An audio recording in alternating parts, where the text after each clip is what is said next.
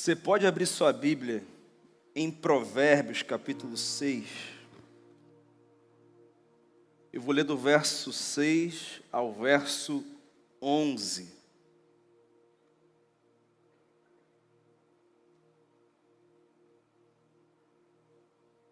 Você encontrou aí? Amém?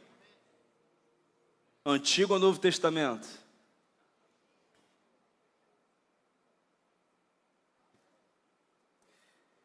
O título do capítulo é Advertências contra a Insensatez. Mas eu vou ler a partir do verso 6, onde ele vai falar sobre o assunto de hoje. Observe a formiga, preguiçoso. Reflita nos caminhos dela e seja sábio. Ela não tem nem chefe, nem supervisor, nem governante, e ainda assim armazena as suas provisões no verão, e na época da colheita ajunta o seu alimento. Até quando você vai ficar deitado, preguiçoso?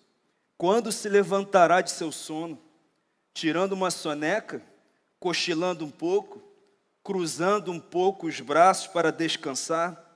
A sua pobreza o surpreenderá como um assaltante, e a sua necessidade lhe sobrevirá como um homem armado. Senhor, eu oro para que todo espírito de preguiça seja quebrado desse lugar em nome de Jesus. Amém. Deixa eu começar com algumas perguntas em que eu preciso muito da sua atenção. Você tem feito em cada área da sua vida o que precisa ser feito, ou somente aquilo que você sente vontade de fazer? Pense em cada área da sua vida agora. Você tem feito o que precisa ser feito, ou só aquilo que você sente vontade de fazer? Deu vontade, você faz. Não deu vontade, você não faz. Você faz tudo que Deus te manda fazer, ou somente aquilo que é fácil, ou mais fácil? Aquilo que não vai te dar muito trabalho, é o que você escolhe fazer? Quantas vezes você usou a sua agenda cheia, ou outra desculpa, para não fazer o que você sabe que já deveria ter feito? Outra pergunta: o que Deus mandou você começar que até hoje você não começou? Dia 2 de julho, segundo semestre de 2025. Você hoje está cansado porque trabalhou demais ou porque procrastinou demais? O que você está perdendo porque vive deixando para depois, para um outro momento? Se Jesus voltasse hoje, encontraria em você um servo fiel, dedicado, que fez o que devia fazer com aquilo que recebeu, ou encontraria um servo que está esperando mais uma conferência para ser reaceso na sua chama, para começar a agir, mais uma palavra, mais uma quarta-feira, mais um domingo, mais um sermão poderoso? Quem é você? Irmão, você já sentiu como é que vai ser, né? Hoje nós vamos falar sobre um veneno silencioso, que é um inimigo do teu sucesso, é um inimigo da vontade de Deus, é um inimigo da visão, é um pecado que você tem ignorado, ou talvez tenha ignorado, é algo que tem assassinado destinos, é um comportamento socialmente aceito, mas espiritualmente condenado. Eu quero falar sobre a preguiça, e mais especificamente, eu quero falar sobre o que a formiga nos ensina. Hoje, nós que deveríamos ser aqueles que ensinam, vamos aprender com a formiga. Esse ser pequeno, que parece ser irrelevante. Mas deixa eu começar aqui a conduzir esse conteúdo. Você sabe pela Bíblia que a nossa vida nessa terra é uma vida difícil. Jesus diz que no mundo nós teremos aflições. Nós lemos pela palavra também, com muita clareza, que tanto a porta quanto o caminho para a salvação são estreitos, ou seja, não é fácil passar, entrar, é complicado. A Bíblia diz que por muitas tribulações nos importa entrar no reino de Deus. A Bíblia diz que o mundo jaz no maligno, ou seja, viver nessa terra de acordo com o que Deus espera é difícil. E aqui eu trago a primeira definição do que é preguiça. O que é preguiça? É escolher sempre o que é mais fácil. Você está anotando aí? Preguiça é escolher sempre o que é mais fácil, o que é mais confortável, o que é mais prático. É procurar um caminho mais fácil de viver, em que eu não preciso fazer o que eu não quero, em que eu não preciso pagar o preço que eu não quero pagar, em que eu não preciso obedecer totalmente a Deus. Eu obedeço um pouco do que Deus diz para eu fazer. Eu vou à igreja, Deus diz para a igreja, eu vou. Eu até sirvo na igreja, porque Deus diz que eu tenho que servir na igreja. Não importa se eu estou servindo no que Ele disse para eu servir, o que importa é que eu estou servindo. Eu estou cumprindo ali uma parte do protocolo. Eu estou obedecendo uma parte do que Deus me manda fazer. Ou seja, não é totalmente. Deixa eu pegar um exemplo simples aqui sobre essa coisa da facilidade. Quando você vai comer, pegar algo que você tem que ferver a água, descascar, refogar, preparar, temperar, para depois comer, é difícil, sim ou não? Agora, abrir um pacote e jogar na boca e comer, é mais fácil, sim ou não? Mas o que é que gera vida? Saúde. Você quer um outro exemplo? Chegar em casa, se jogar no sofá, pegar o controle da TV, ligar lá num streaming que você quiser, colocar a série que você quer, o filme que você quer, o jogo que você quer, e ficar ali o tempo que der vontade de ficar até cair no sono, é algo fácil, sim ou não?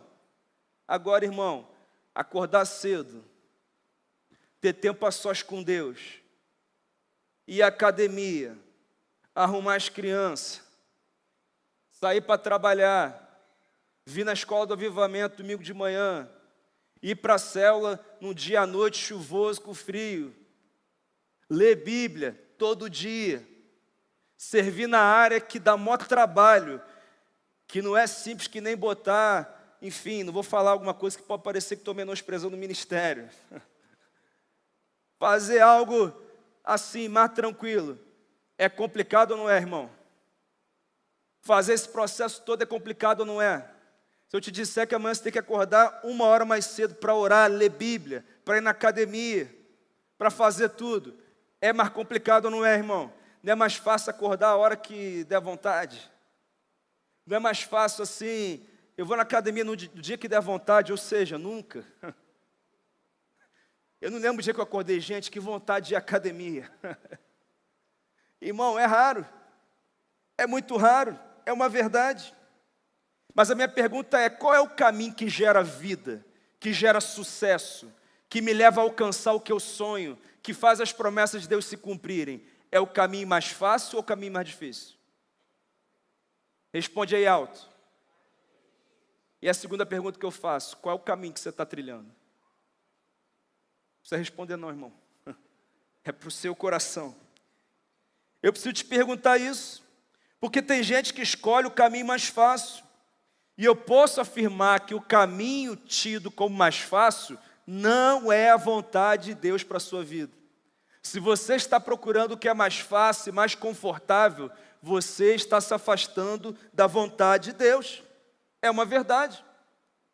Sabe, irmãos, quantos pais que dizem que querem que os seus filhos sejam criados no caminho do Senhor, e eles acham que isso vai acontecer pagando uma escola confessional, levando para a igreja todo domingo. Isso é bom? Sim ou não? É muito bom. Mas se o teu filho não aprender a fazer devocional com você em casa, se o teu filho não te ver lendo a Bíblia em casa, de joelhos orando na presença, Se o teu filho não crescer numa casa que tem célula, onde as pessoas são cuidadas, amadas, pastoreadas, na sala da casa dele, você acha que escola confessional ou igreja vai ensinar teu filho a ser crente? Ele aprende com você, meu irmão. Só que dá trabalho.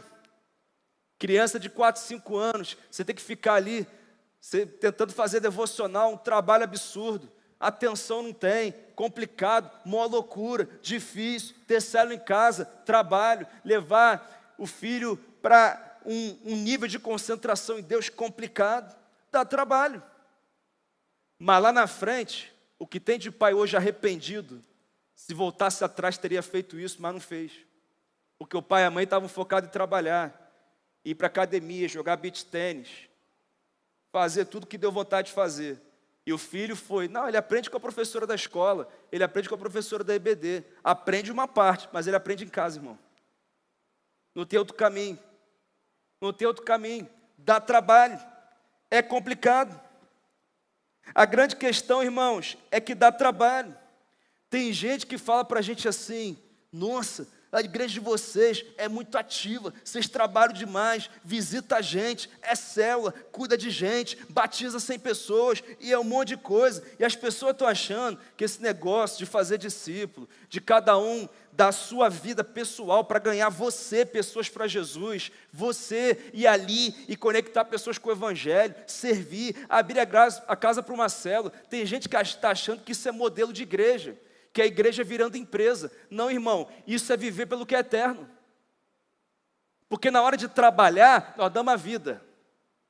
Na hora de trabalhar em 3 lugares para chegar ao primeiro milhão, a gente dá a vida. Na igreja, a gente quer fazer o que é mais fácil. Na igreja, não, pastor, eu quero ser cobrado na igreja, não.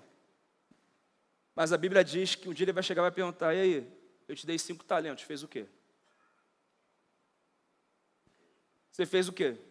Ah, eu fiz 1 milhão em 6 meses.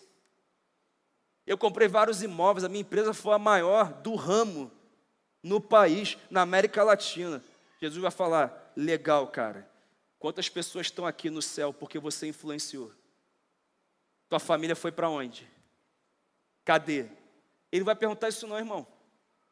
Sabe qual é o problema? A gente está querendo que o Senhor nos pergunte coisas que Ele não vai perguntar. E aqui eu não estou dizendo para você parar de trabalhar, não estou dizendo que você não pode ter 1 milhão, não estou falando nada disso.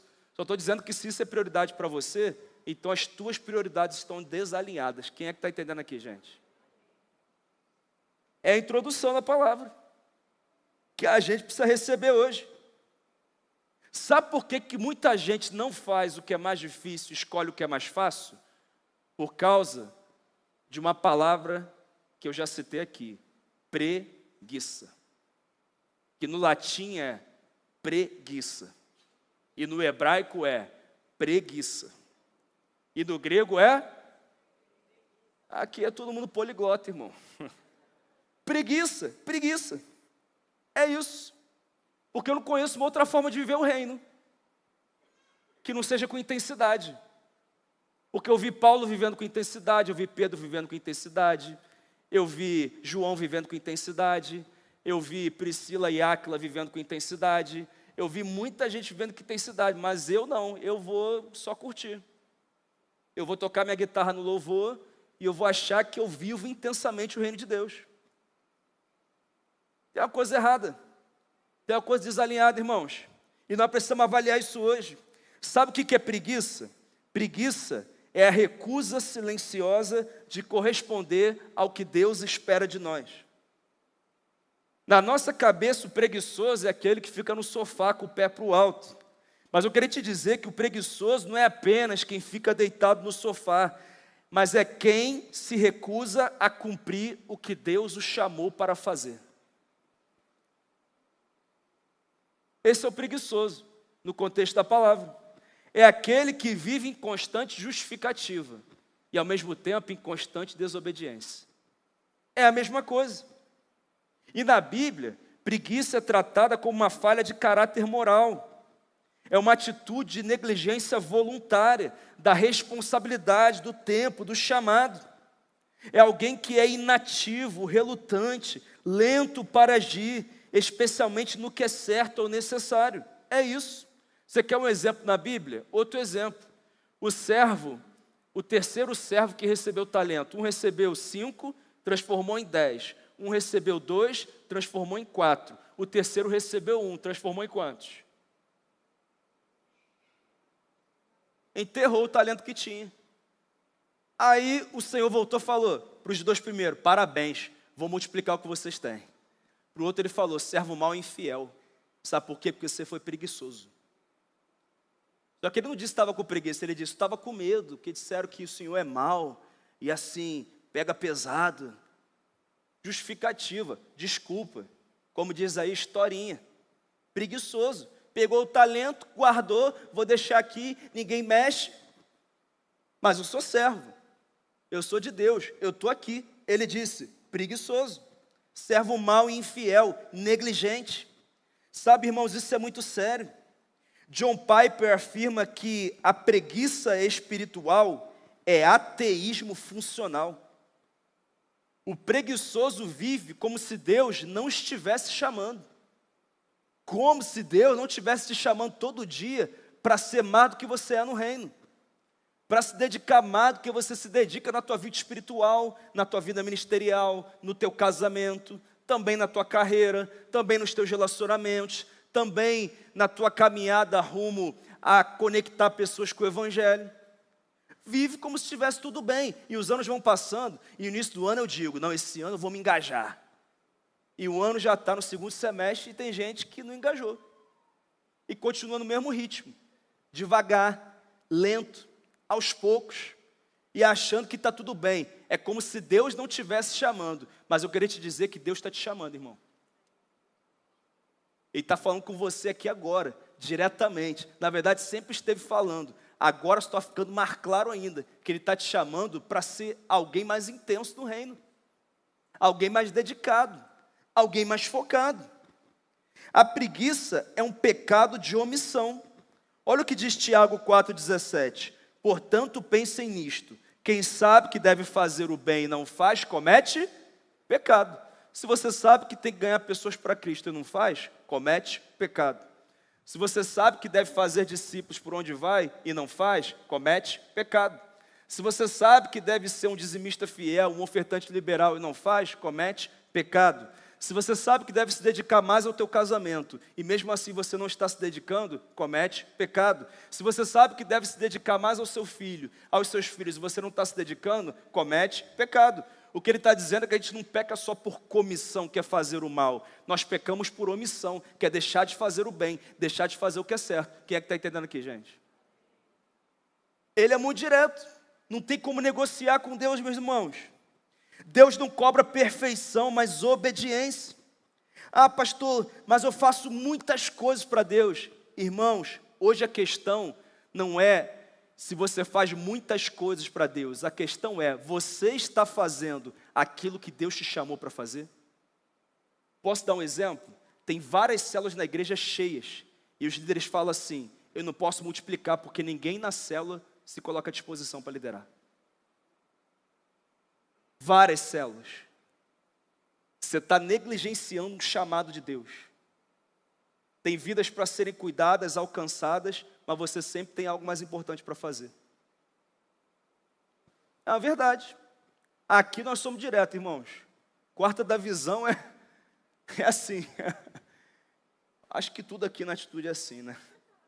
Tudo assim, né, Briane? É assim mesmo. É assim, irmãos. Várias células. Eu falo assim, irmão, vem cá, tu está abrindo igreja? Não, pastor. Ué, mas 30 pessoas na célula, 40, 25, 18.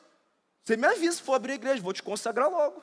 Não, pastor, porque ninguém quer multiplicar. Como é possível um servo de Deus valorizar outras coisas que não seja o reino de Deus? Eu não entendo. Eu não entendo. E de repente você fala isso aí para mim assim, pastor, você está falando que você é pastor, você é integral. Irmão, eu sou integral há 7 anos. Mas a minha vida inteira, o reino foi prioridade. Tanto é que ser integral, nós abrimos uma célula, eu abri uma célula quando eu era solteiro na casa dos meus pais. Chegamos a 54 células. Trabalhava no futebol. Eu não tenho fim de semana há 17 anos, porque depois que eu saí do futebol, eu virei pastor. No futebol não tinha fim de semana, continuo não tendo, mas sempre me dediquei. Sempre foi. Intenso. Ah, pastor, vou perder trabalho, irmão. Prosperei na minha carreira no futebol, casei, tenho filho. Deus cuidou de tudo. Mas tu está correndo atrás das demais coisas, mas você está que nem Salomão, correndo atrás do vento. Não vai pegar nunca. Mas se você colocar o reino em primeiro lugar, fica tranquilo. Você não vai correr atrás de bênção. Eu acho que vão correr atrás de você, irmão. É princípio da palavra. Quando a gente está no lugar certo, Deus coloca todas as demais coisas no lugar certo. Sabe por que as demais coisas da tua vida não estão no lugar certo? Porque você está no lugar errado. Você está servindo na área errada, está com a entrega errada, está com o foco errado. Não sei qual é o teu caso. Mas são coisas que nós temos que entender.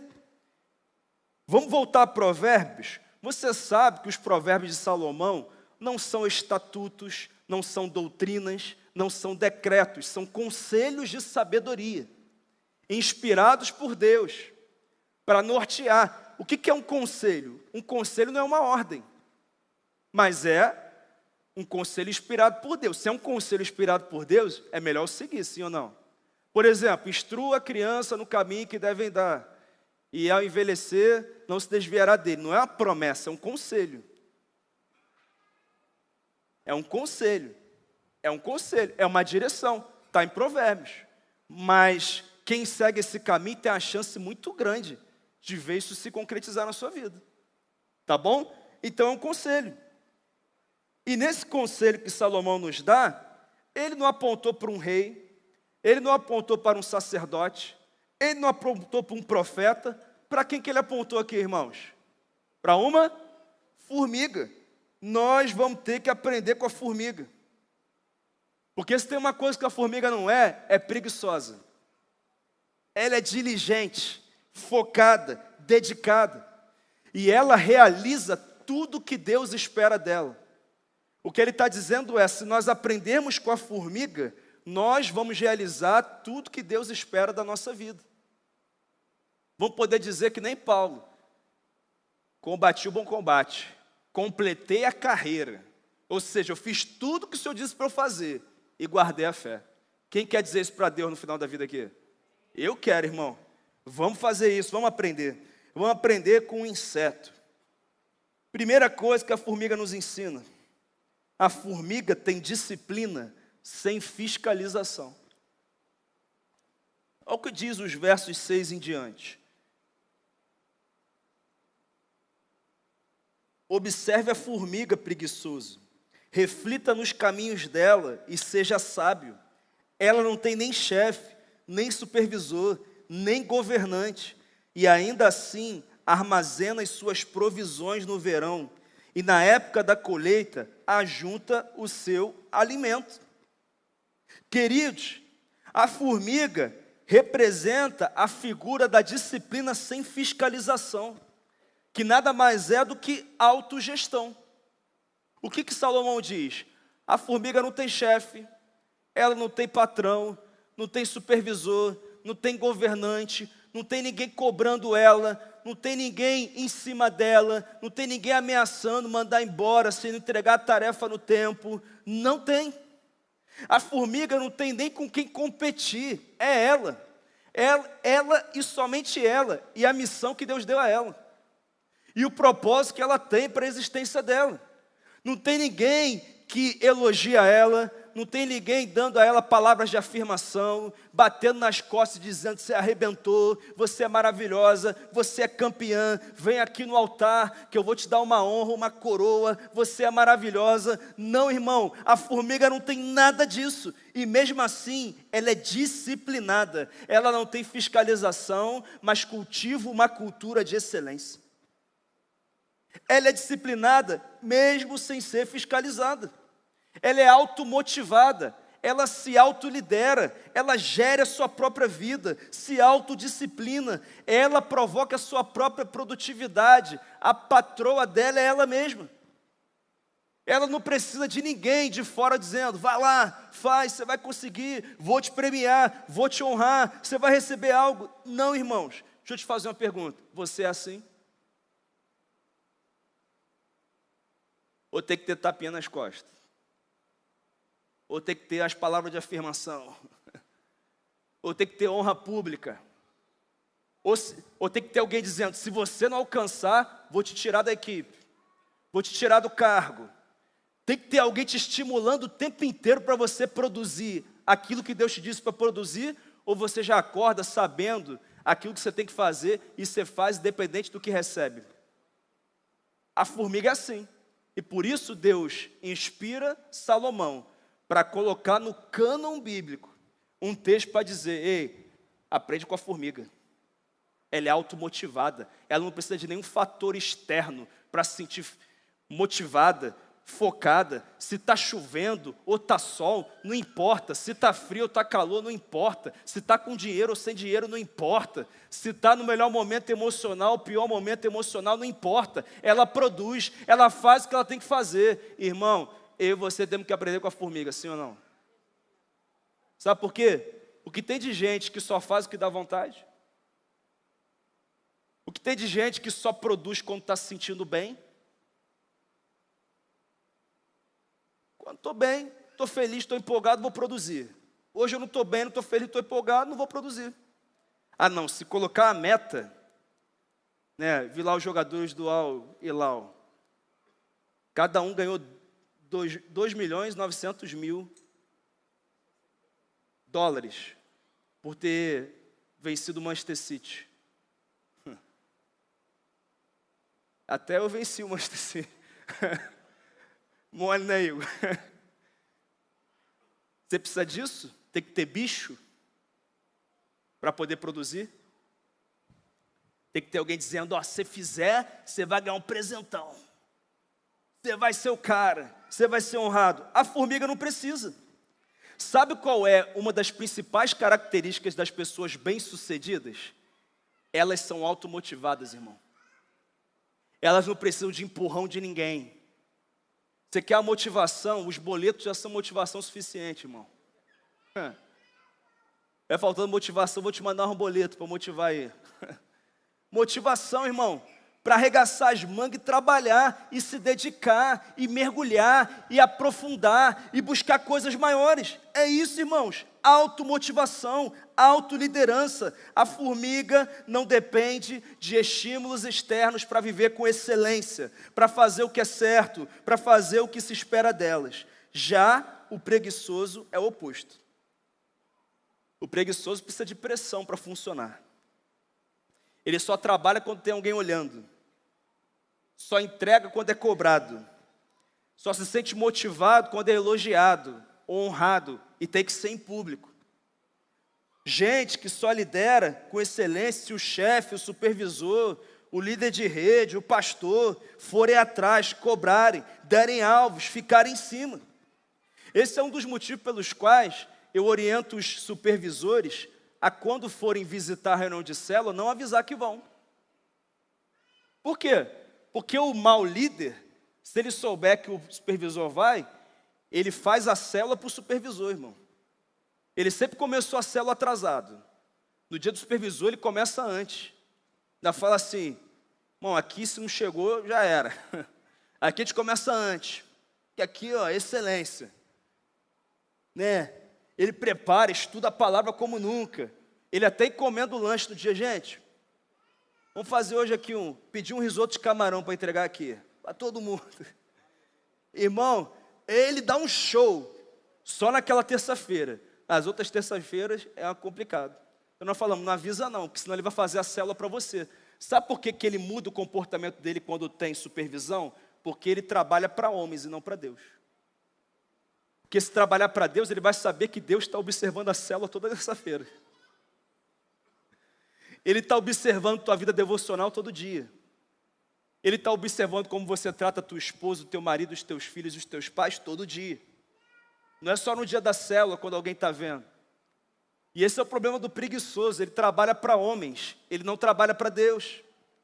Ele não foca no que Deus tem para ele. Irmãos, isso é muito sério. O preguiçoso é aquele que, se acordar chateado ou sem vontade, não faz o que tem que fazer. Deixa de fazer o que é certo. Sabe, irmãos, se uma formiga consegue fazer o que tem que ser feito sem supervisão, quanto mais eu e você, que somos imagem e semelhança do Criador, irmãos. Somos habitação, morada do Espírito Santo. Nós temos que dar um show, irmãos. Nós somos diferenciados. Algumas vezes as pessoas já falaram assim para mim, pastor, você é assim acelerado, assim, intenso, que o pastor Josué deve ficar em cima de você, né, pastor? Em cima. Toda terça-feira você tem reunião com ele, deve, e aí? Quantas pessoas, quantas conversões, quanto batismo? Irmão, deixa eu te falar uma coisa. Eu já sou automotivado desde que nasci. E se eu depender do meu pastor para me motivar a ganhar vidas para Cristo, a pastorear com zelo a igreja, a dar o meu melhor no reino de Deus, então é melhor trazer outro pastor para o meu lugar, irmão. Tem gente que pensa assim, nossa, 100 vidas, quando eu dei o alvo de 100 vidas, irmão, eu olhava para a igreja assim, 50% vibrava, 50% olhava assim, como é que a gente vai batizar 100 vidas? Como assim? E tal. E você acha que o pastor José ligou para mim e falou, Bruno, tem que batizar 100 em Vitória?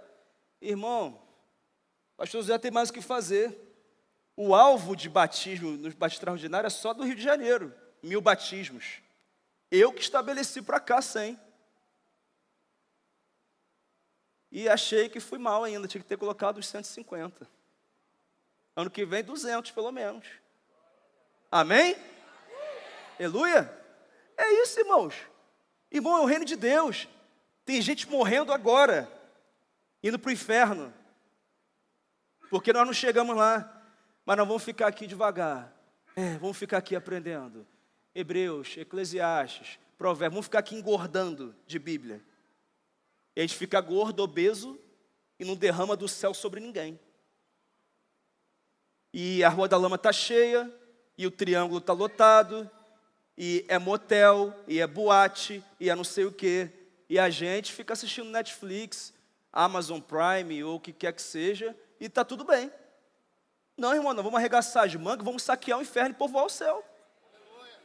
É a visão da igreja. É isso. É por isso que nós estamos aqui. A formiga é disciplinada, sem fiscalização. Posso encerrar esse primeiro ponto com uma afirmação? Você sabia que tem coisa que não aconteceu no teu casamento, na vida dos teus filhos, na tua carreira, na tua vida financeira, na tua saúde física, na tua saúde emocional e no teu ministério por causa da preguiça? Algo que você sabe que devia estar fazendo em alguma dessas áreas e conscientemente você decidiu não fazer. Eu e você, né? Eu estou no mesmo barco. Hoje nós vamos alinhar isso, em nome de Jesus. Amém?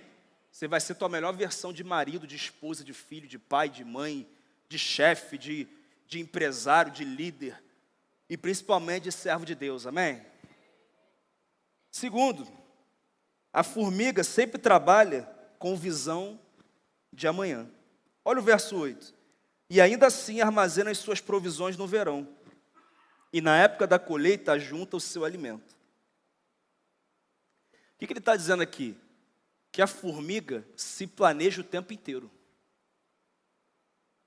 Ela faz planejamento o tempo inteiro. Não é porque ela teve uma colheita poderosa que ela relaxa, achando que na próxima estação vai ser suficiente. Não. Ela se dedica ao máximo em cada estação. Então, se ela tem que plantar no verão ou em outra estação, ela vai plantar. Se ela tem que colher em outra estação, ela vai colher. Ela dá o melhor o tempo inteiro. Ela planeja. Deixa eu te fazer uma pergunta. Você planeja a sua vida? As estatísticas dizem que apenas 3% das pessoas planejam a vida. A maioria vai vivendo por acidente. Por acidente. O que acontecer, bênção. O que não acontecer, tristeza. É assim. Você tem que diferenciar duas coisas, intenção e desejo. O que é intenção? Eu quero perder 20 quilos em 4 meses. Eu quero multiplicar minha célula daqui a 3 meses. Isso é uma intenção. O que é o desejo? Eu quero perder 20 quilos em 4 meses. Então, aqui está o meu plano para perder os 20 quilos. Eu vou para a academia de segunda a sexta, no sábado eu vou correr, eu vou procurar um nutricionista, vou fazer uma reeducação alimentar, eu vou fazer um caminho. Eu quero multiplicar minha célula daqui a 3 meses, então eu preciso de um líder treinado, preciso de uma casa, eu preciso de um quantitativo de pessoas, pelo menos 7, 8 pessoas, para ir para a célula. Então eu vou trabalhar, eu vou falar, gente, aqui, daqui a 3 meses nós vamos multiplicar a célula, precisamos de líder, precisamos de casa e precisamos de 8 pessoas para ir para essa nova célula. Vamos orar por isso, vamos trabalhar por isso? Alguém aqui quer ser líder? Alguém aqui quer abrir a casa? Tem gente que está querendo perder 20 quilos desde o início do ano. Ganhou 10. Por quê? Tinha uma intenção, mas não transformou a intenção num desejo. E sabe qual é o problema? Tem muita gente hoje frustrada porque vive de intenções, ao invés de viver de desejos, que transformam você em alguém que planeja uma rotina e que alcança aquilo que sonha. Você tem vivido de intenções ou de desejos reais? Você tem que avaliar a sua vida. Nós temos que avaliar. A formiga entende que colher amanhã exige semear hoje. Pastor, isso é óbvio, é mesmo? Porque o que tem de gente que chega no gabinete dizendo, meu casamento está assim, está assim, está assim, está desse jeito, eu falo, qual o dia da semana que vocês tiram um para o outro?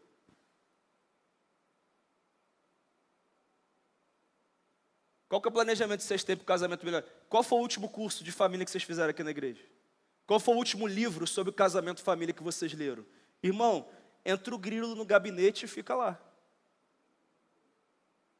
Porque tem intenção, não tem desejo. Não tem ação prática para abençoar o casamento. É assim.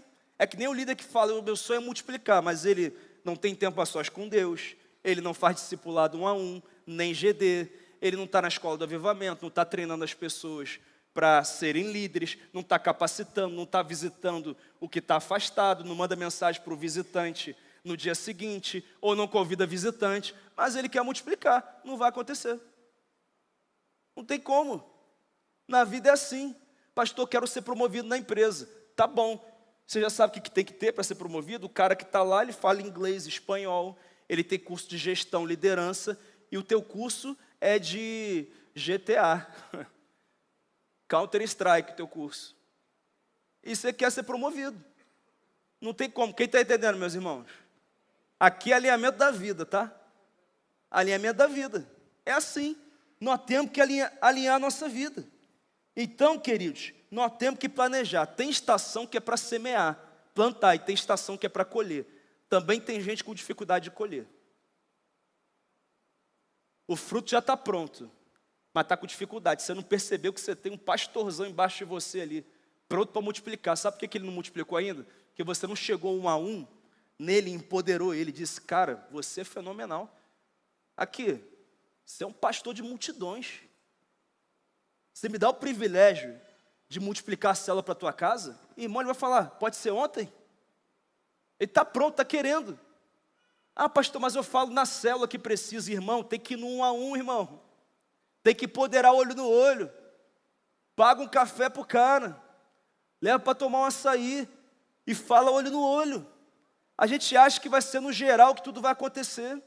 Não é assim. Eu dou a direção domingo aqui para a igreja toda. Segunda-feira, eu vou para os líderes de rede. Aqui, ó, isso aqui, isso aqui, isso aqui. É ali, 1 a 1. E eles têm que ir para os supervisores, que vão para os líderes de célula. É assim, irmãos.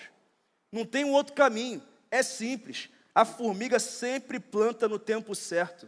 Mas o preguiçoso sonha com a colheita, mas nunca suja a mão com a semente.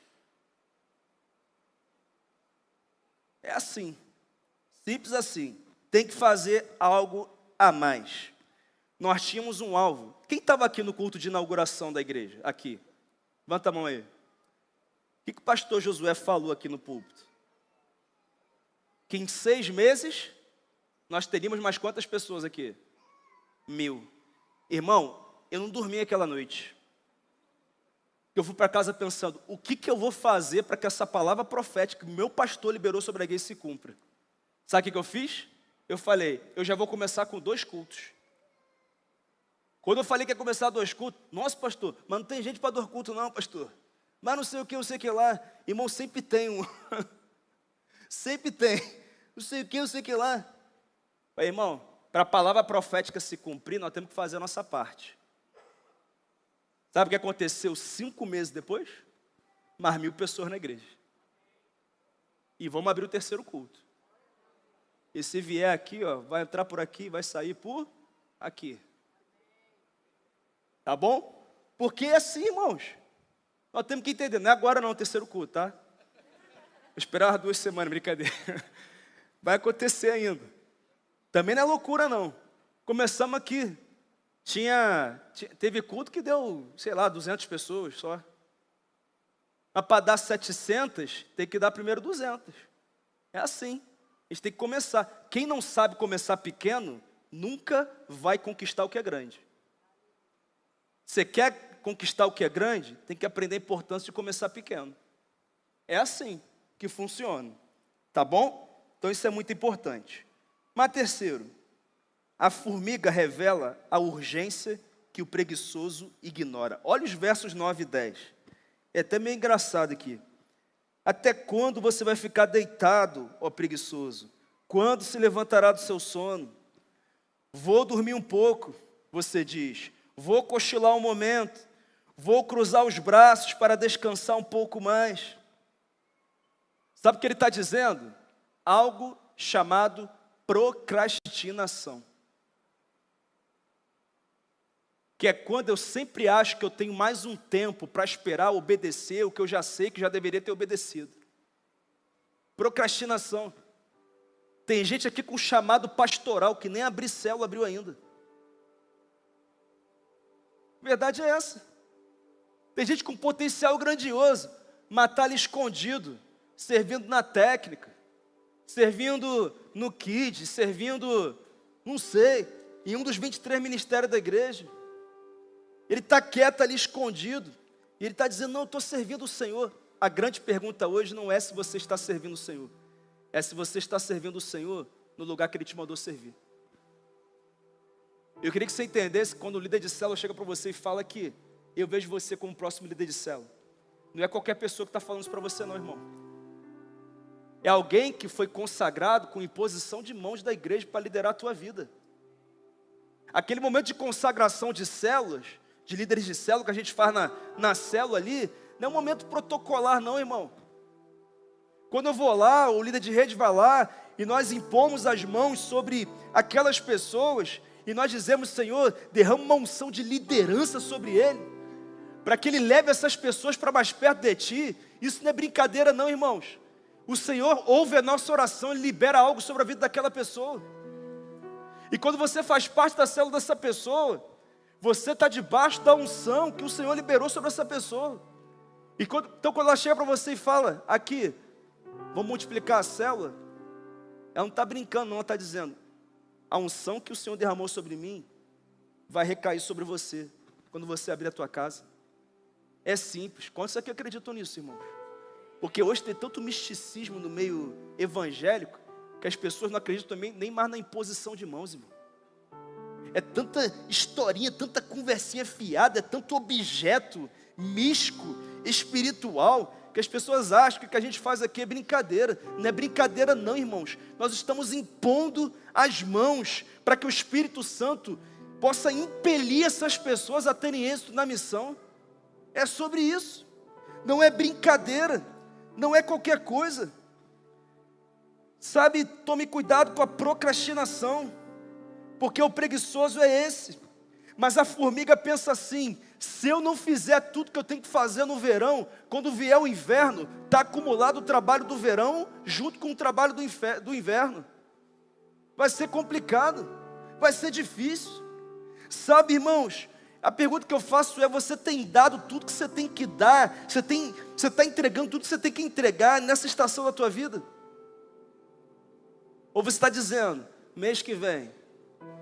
Alguns diziam, quando o ano virar, depois do carnaval, depois da Páscoa, depois do feriado, no segundo semestre, depois que Jesus voltar.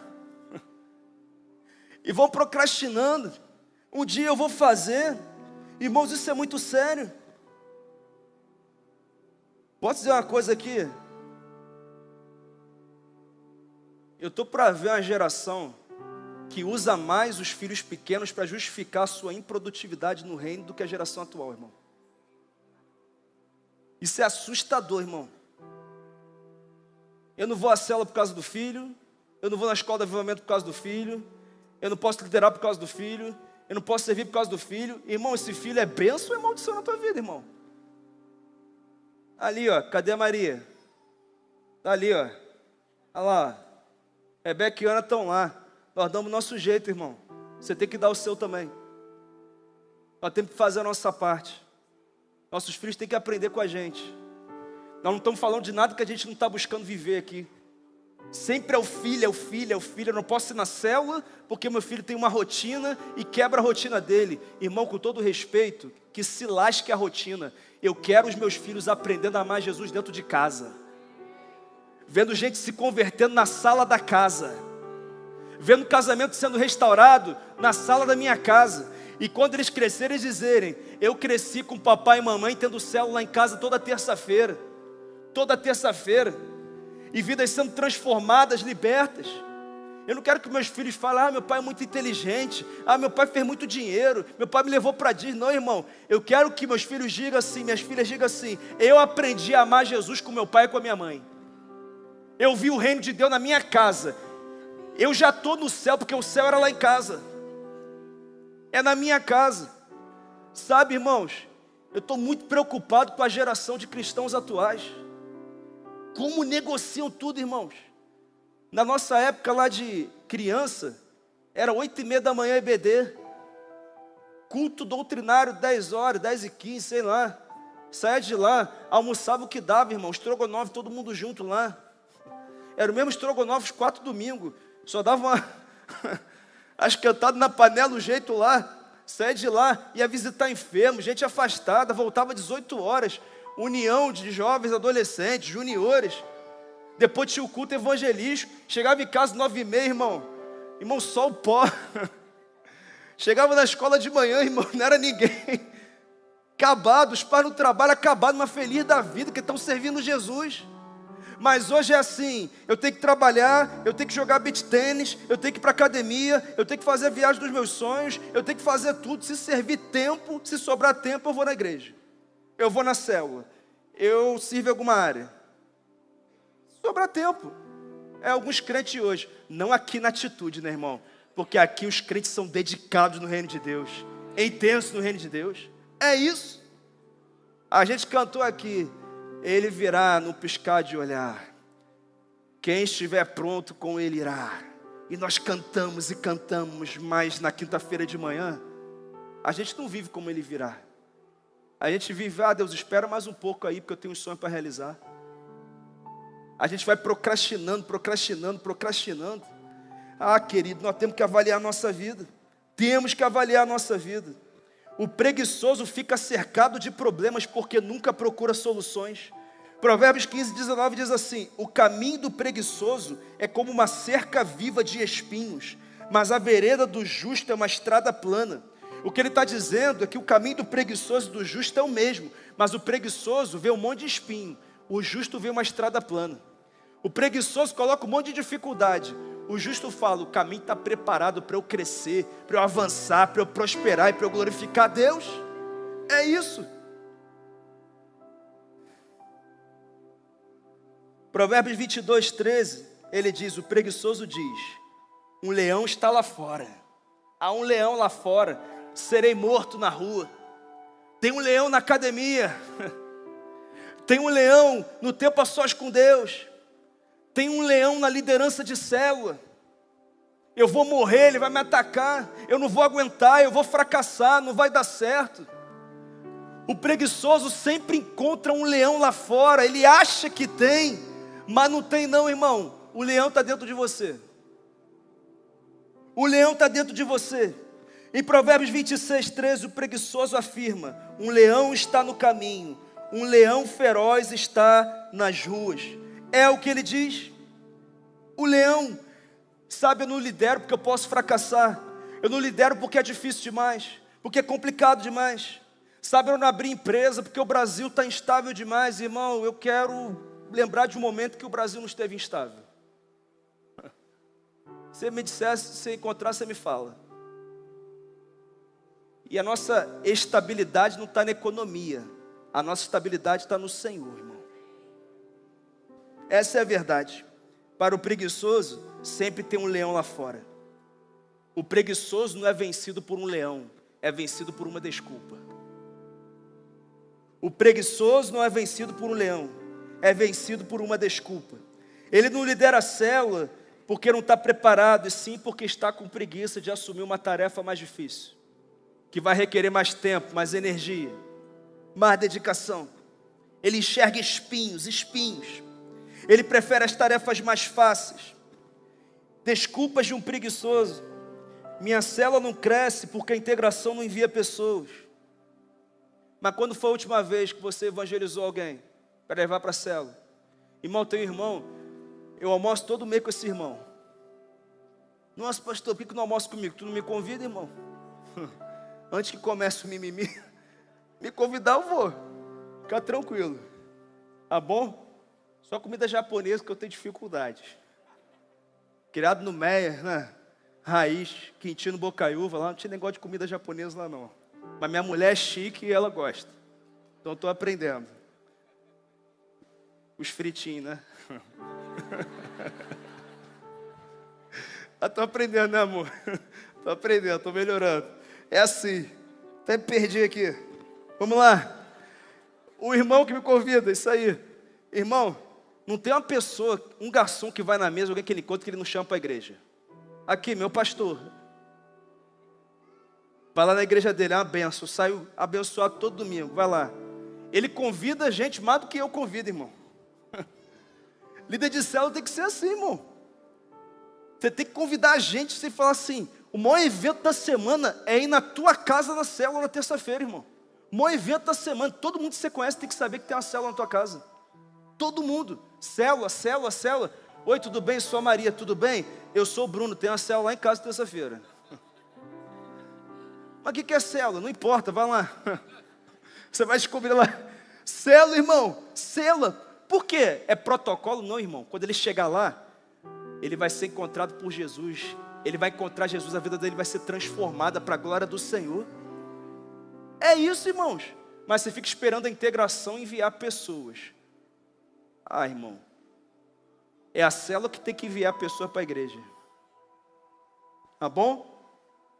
É a célula que envia pessoas para a igreja. É assim que funciona. Ah, eu não consegui orar porque o dia foi corrido. Não consegui discipular porque a vida está uma correria. É, cara, mas você ficou 45 minutos no Instagram. Vai lá no tempo gasto por dia no Instagram. Você vai encontrar lá o tempo.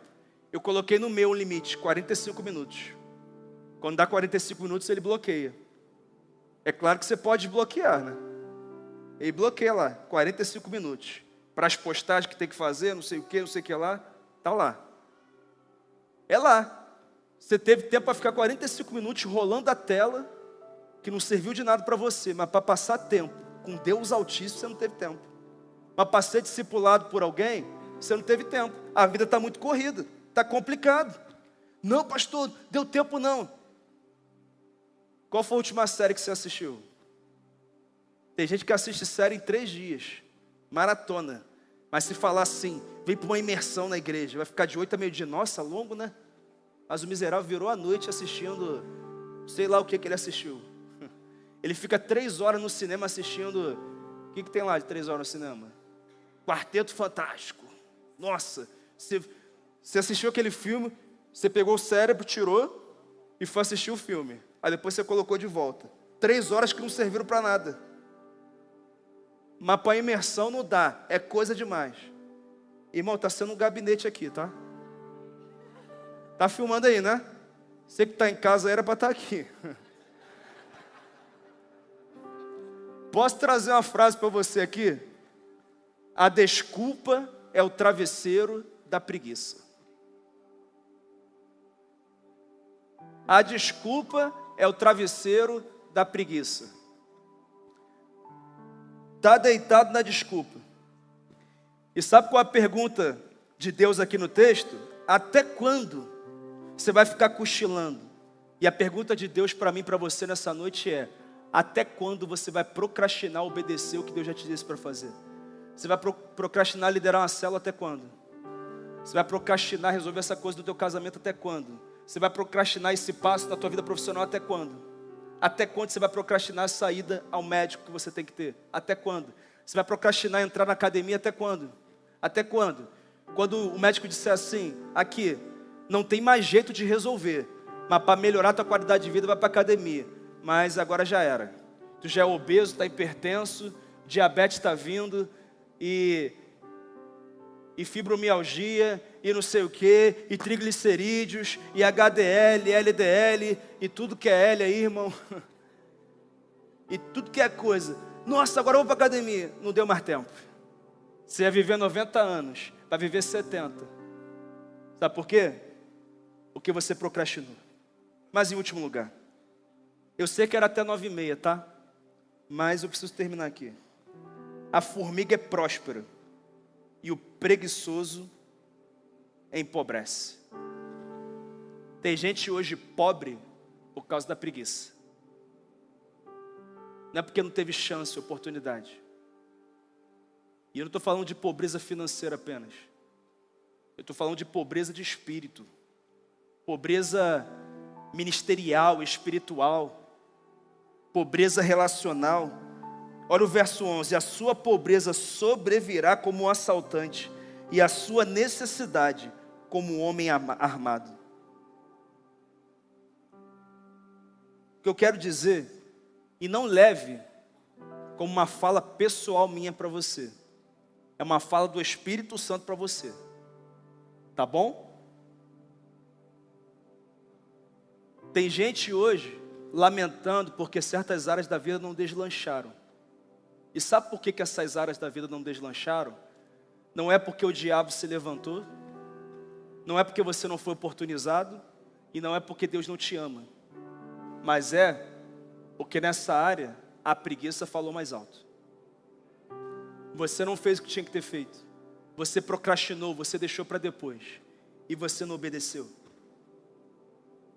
A pobreza que Salomão diz aqui não é só falta de recursos, mas é ausência de colheita.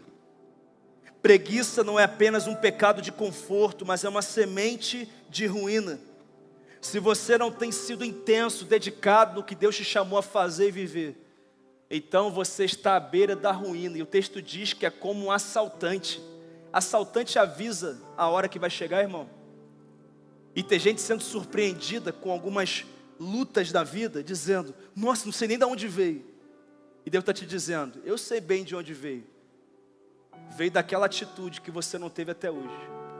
Daquilo que eu falei com você há 6 meses, há 1 ano, há 2 anos, há 5 anos, sobre o teu casamento, sobre o teu filho, sobre a tua saúde, sobre o teu ministério, sobre a tua vida espiritual. Mas você disse, deixa eu cochilar mais um pouco, deixa eu dormir mais um pouco.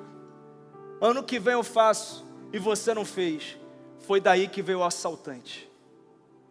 Sabe, querido, eu sei que essa palavra é extremamente confrontadora, mas eu termino te dizendo que só tem um motivo para o Espírito Santo te trazer aqui para ouvir essa palavra. Sabe qual é?